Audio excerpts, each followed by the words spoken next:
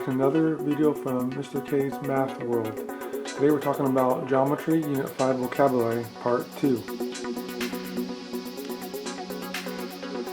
First slide. Legs. The legs are defined as the congruent sides of an isosceles triangle. Base, the third side of an isosceles triangle. So what you have down here, as you can see in this picture, the legs are these two sides that are marked as being congruent. See these markings right here? Those indicate congruent sides. Those are called legs. And as the definition said, the base is the other side, this third side of the isosceles triangle. Next, vertex angle is an angle formed by the two congruent sides. And the base angle is the two angles at the base of the isosceles triangle. So here's the vertex angle in this case. Once again, it is formed by the two congruent sides. And the other two angles here are called the base angles. They're located at the base of the triangle. Now, depending on how this triangle is, the triangle may not always be arranged like this. In this case, the base is at the bottom. If that triangle was rotated at all, then the base could be on the right side or the left side. Or if this triangle was, say, turned upside down, the base would be at the top. So the base can always be located as the side that is not, the third side of the triangle. Once you identify the two congruent sides of the triangle, those would be called legs. The base is always the third side. So based on that information, then over here on this triangle here on the right, we have segment DE and segment FE are the legs. Segment DE and segment FE are the congruent sides. Those are called the legs. And DF, the third side of the triangle, is called the base. Because DF is the base, you can also then say that angle D and angle F are the base angles. Because D and F are the base angles, angle E is the vertex angle, as it says in this information over here to the right. Or you could say angle E is the vertex angle because it's formed by the two congruent sides. These are called the legs. Since angle E is the vertex angle, that means that angle D and angle F must be the base angles. Different ways you can figure out which the base angle, what's the vertex angles, that sort of stuff. Next, theorem 5-6, base angles theorem or isosceles triangle theorem. If two sides of a triangle are congruent, then the angles opposite those sides are also going to be congruent. In this case, we look at this picture right here, we have two sides congruent. So these markings here on segment PR and segment QR. Because of those markings, we can see those sides are congruent. So since those sides are congruent, that means that these angles here, angle P and angle Q, are also going to be congruent. Because as the theorem says, the base angles of an isosceles triangle are always congruent. Theorem 5-7, converse of the base angles theorem, or converse of the isosceles triangle theorem. It says if two angles of a triangle are congruent, then the sides opposite those angles are congruent. In this case, as you can see here, these angles are congruent. Angle P is congruent to angle Q. You can tell by the markings here in those corners. Because angle P is congruent to angle Q, that means side PR or side RP is congruent to side QR or side RQ. That's because these angles here are congruent. So because of this picture and because these angles are congruent, once again, segment PR is congruent to segment QR. So once again, this is how it works. If the sides are congruent, then the angles are congruent. And vice versa, if the angles are congruent, then the sides are congruent. There's those two theorems.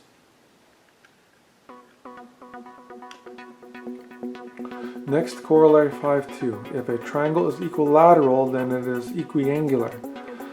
So there's a little note here for you guys to remember, help remember this. Remember that equilateral means all sides are congruent, and equiangular means all angles are congruent. Remember from my previous video that was mentioned in the other video for you guys about what equilateral means and equiangular. So here in this picture here we have an equilateral triangle because all of these sides are marked as being congruent. It is called an equilateral triangle. Because it's equiangular, that means it's also going to be equiangular. Because it's equilateral, it's also going to be equiangular. Because as the corollary says, if it's equilateral, it's also equiangular. Now, how do we know it's equiangular? Because all sides are congruent, that means all these angles are going to be congruent also, because all sides are congruent. Kind of similar to the last theorem involving the isosceles triangle. It's kind of similar to that. So in this picture here, since all sides are congruent, that means that all these angles are congruent as well. So angle A is congruent to angle B, and both of those are congruent to angle C, as the information over here on the right says. Corollary 5.3, a triangle is equiangular, then it is also equilateral, so vice versa. we have a picture where you have an equiangular triangle. Equiangular means all angles are congruent. You see by these markings here in these corners, those angles are congruent. Because the angles are congruent, that means the sides are also congruent. So because this is an equiangular triangle, it's also going to be equilateral. So we can say segment GH, the segment on the left, is congruent to segment GI, the segment on the right, and both those are congruent to segment HI, the segment here at the bottom. So there we have it, corollary 5.3. Next, theorem 4.5. The bisector of the vertex angle of an isosceles triangle is the perpendicular bisector of the base. So here we have segment AD here is called the bisector of angle A. It says here segment AD is the bisector of angle A. We can tell it is the bisector because of these markings here on the upper left and upper right corners of this picture. So that's how we know that AD is an angle bisector. It bisects angle A, cuts angle A in half. Remember from previous video, we talked about bisector, what it does. Bisector means cuts in half. So because this is an angle bisector of angle A, we can then say that segment AD must be perpendicular to segment BC. So AD, the segment going right down the middle here, must be perpendicular to segment BC. And you notice it forms a little box here, a little right angle in this corner. So yes, AD is perpendicular to BC, and segment AD also is going to be bisecting or bisects segment BC. So segment AD also bisects segment BC. You can tell by these markings here, those two segments are congruent. So that means that segment AD is bisecting segment BC. These things here are marked as being congruent, which means they're the same length. And once again, bisecting is cuts in half. Segment AD is cutting segment BC in half, cutting it to two congruent pieces.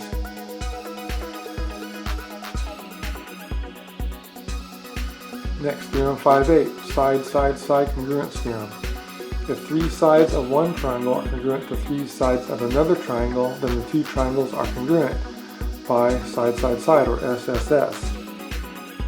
So in this picture here, you can see that segment JK is congruent to segment NK. They both have the same markings, one mark on each, there's one tick mark on each side.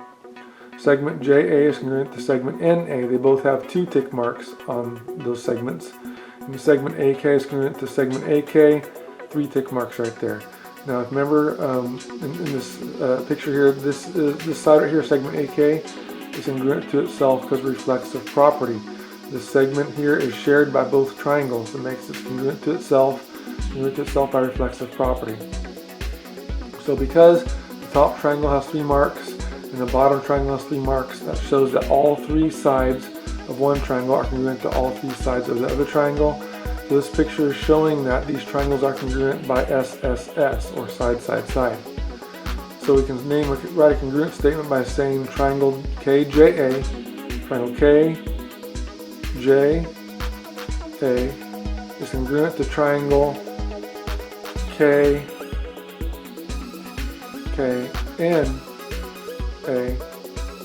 by side. So that's a congruent statement. The letters are in corresponding order. When writing a congruent statement or naming a congruent statement, make sure you put your letters in corresponding order. Theorem 5.5, side angle side congruence theorem. So I'm kind of going back and forth in place. I rearrange these things a little differently on what the textbook has them arranged in. That's okay. So I think it's arranged a little better this way. Side angle side congruence theorem says if two sides and the included angle of one triangle are congruent to two sides and the included angle of another triangle, then the two triangles are congruent. It says note, the included angle is the angle that is in between the two congruent sides of each triangle. So that's what the included angle is. So in this case, this angle here, where the C is the included angle because it's between these two congruent sides. So side segment AC and segment BC. This angle here is between those two. It's formed by those two sides, so it is the included angle. Down here also same thing. This angle here at the bottom here is the included angle because it's between the two marked sides. Segment CE and segment CD are the two marked sides. Since this angle is between those two marked sides, it is the included angle. So we have segment AC is congruent to segment CE. They both have marked with one mark. and segment CBC is congruent to segment DC. They both have 2 marks, and the included angles are also congruent. Now if you look at this picture, notice the X in the picture. Notice how this segment and this segment here, they cross each other, forming an X. Whenever an X is formed, we have something called vertical angles, and vertical angles are always congruent. So because we have those vertical angles are congruent, then those included angles are going to be congruent. Okay, so we have here then is we have the 2 congruent sides, AC and CE, congruent to the other 2 congruent sides, BC and CD, and the included angles are also congruent. So that means that these 2 triangles are congruent by side, angle, side. So we can say triangle ACB, this is triangle ACB, congruent to triangle ECD, ECD by side, angle, side, side, angle, side. Those triangles congruent by SAS, side, angle, side.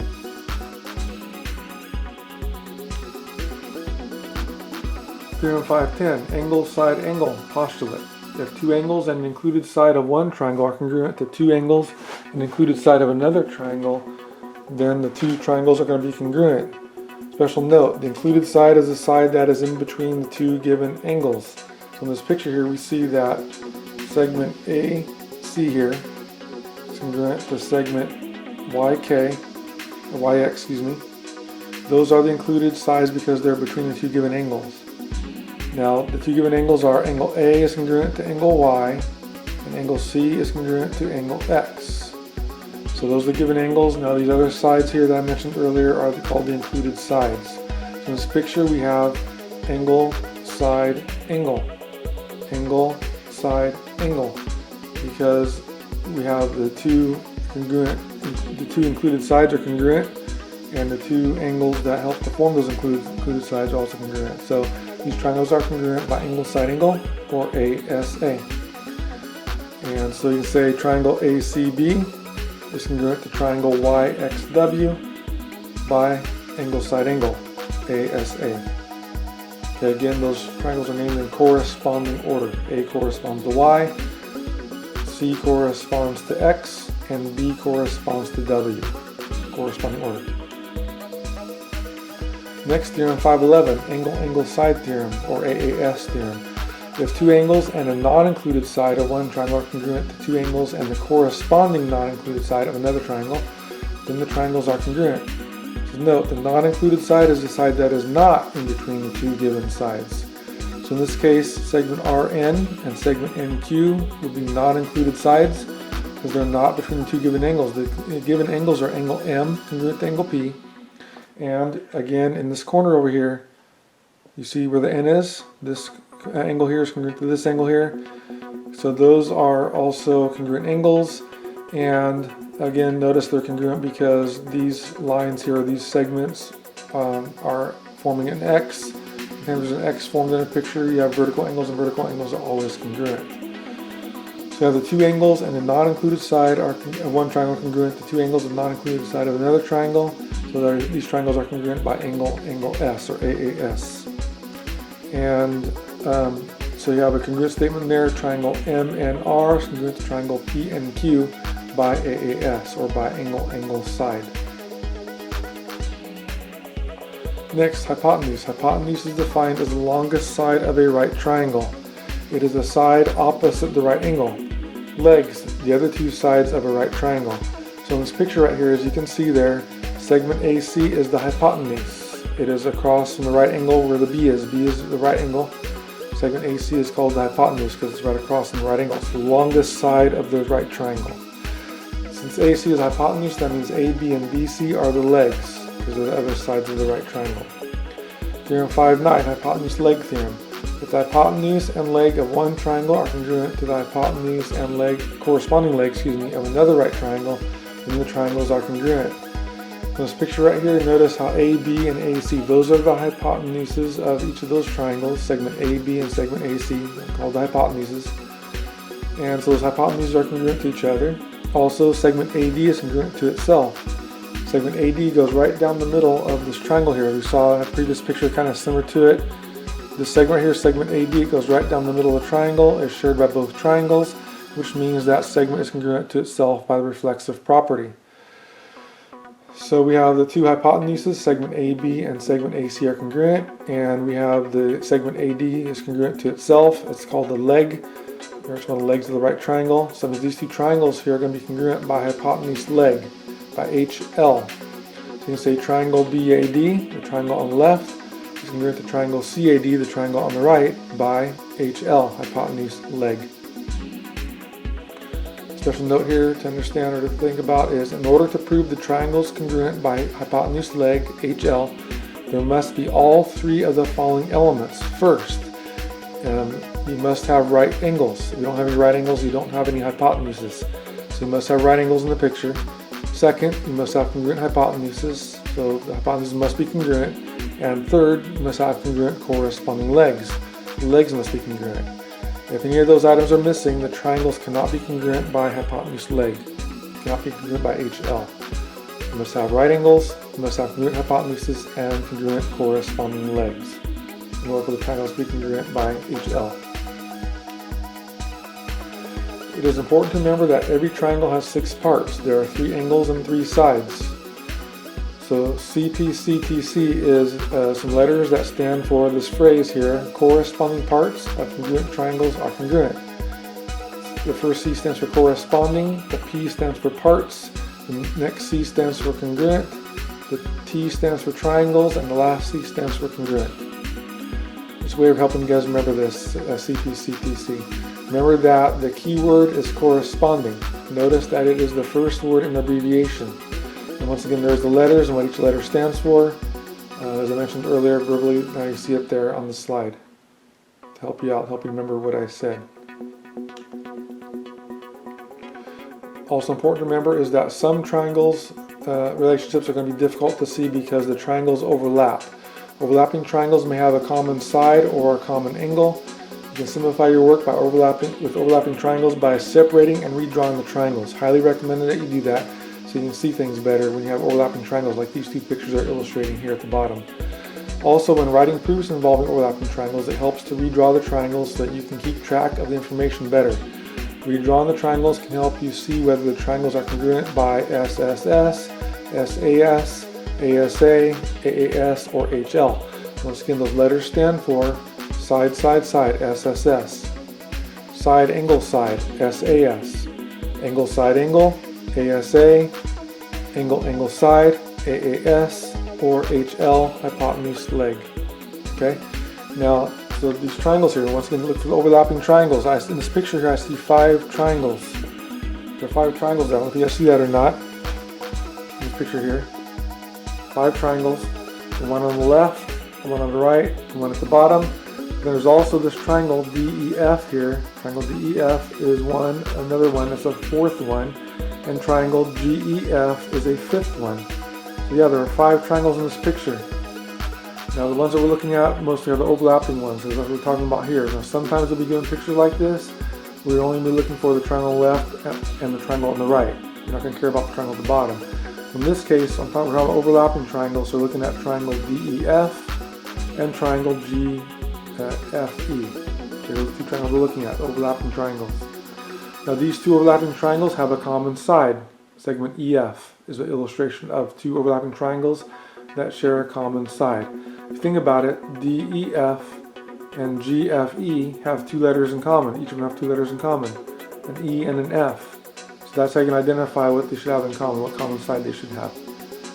Triangle here on the right, or the picture on the right, has 4 triangles. This triangle in the upper left, triangle A, D, and this point over here. Triangle on the upper right, triangle B, F, and this point right here. And then also have overlapping triangles, triangle A, E, C, and triangle B, D, C. Those are the overlapping triangles. Because we're discussing overlapping triangles here, those are the ones we're looking at. Triangle A, E, C, and triangle B, D, C also. Now these 2 triangles here have an angle that they have in common. Angle C is the corresponding congruent angle that each of those triangles have. Listen to the name of the triangles, you'll hear that C repeating. Triangle AEC, triangle BDC. Notice how the C is used in both answers for naming both triangles. That means that the C is a good illustration, illustrating the point that the C is going to be the common angle in this case. So as you listen to the names or write the names, look for common letters that help you determine whether they have a common side or a common angle. Okay? Hope this helps.